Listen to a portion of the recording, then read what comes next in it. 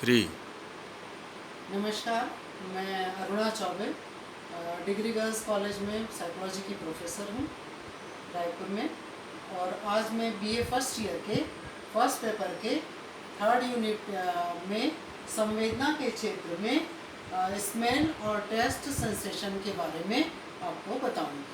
तो सबसे पहले हम देखेंगे नेक्स्ट कि केमिकल सेंसेशन क्या होता है। केमिकल सेंसेशन को दो संवेदनाओं में वर्णन किया गया है।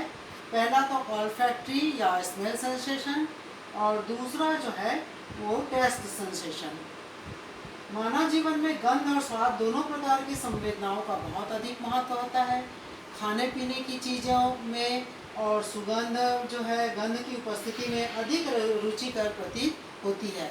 और जो स्मेल सेंसेशन है उसमें देखिए कि चींटी और कुत्तों में ये बहुत ज़्यादा पाई जाती है। चींटियाँ जो है कहीं भी थोड़ी सी शक्कर की सुगंध से वो कहीं से भी आकर के शक्कर में लिप्त हो जाती हैं, जबकि कुत्ता भी सुगंध दे करके, और कुत्तों को जासूसी के लिए उपयोग भी किया जाता है क्योंकि इनकी घ्राण शक्ति बहुत तेज होती है।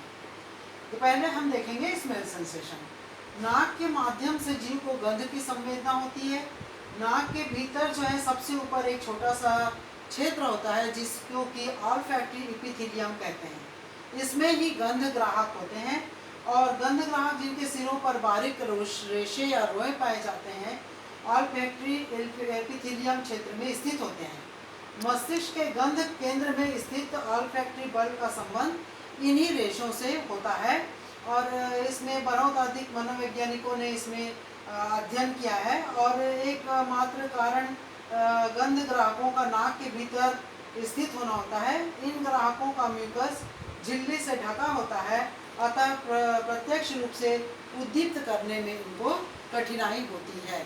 नेक्स्ट, तो जब हम देखते हैं हेनिंग ने केवल 6 प्रकार के गंध माने हैं, जो इस प्रकार से उन्होंने पहला फूलों से निकलने वाली गंध बताई, दूसरा फलों वायव्य गंध फलों से निकलने वाली गंध है, तीसरा मसालों की गंध है, चौथा जो है राल या रेसिनस गंध है और तारपीन वगैरह आदि की गंध है, और पांचवा जलने की गंध है, और जैसे कॉफ़ी तारकोल कोयले आदि वाली गंध होती है इसमें, और छठवां जो है सड़ी गली गंध जो होती है, जो फलों या सब्जियों के सड़ने से गंध होती है। इन प्राथमिक गंधों को उन्होंने स्मेल प्रिज्म की सहायता से समझाया है।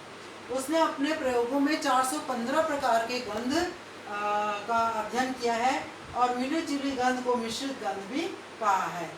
इसी प्रकार के अध्ययन में ज्वार्डमेकर और हेनिंग आदि मनोवैज्ञानिकों ने किया है। इन्होंने अपने प्रयोग में देखा कि विपरीत गंध उद्दीपक वाला गंध मिश्रण गंध उद्दीपकों को बारी बारी से उद्दीप्त करता है।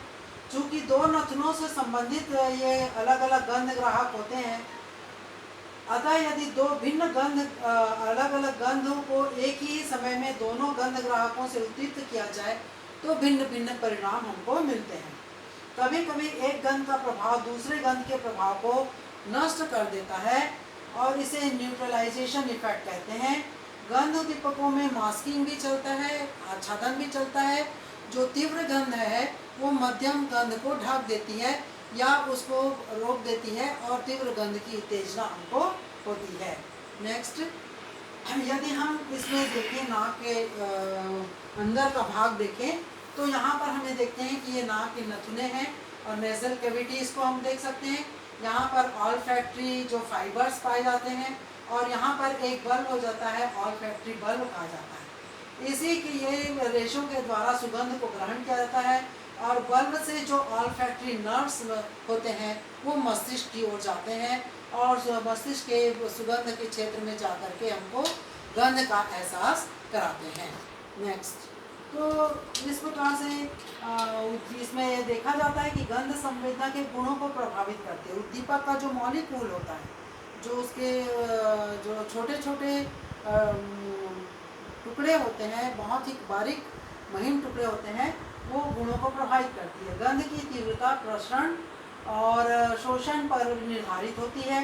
डिपोल के सिद्धांत के अनुसार गंध संवेदना का निर्धारण मॉलिक्यूलर के इलेक्ट्रिकल चार्ज से होता है।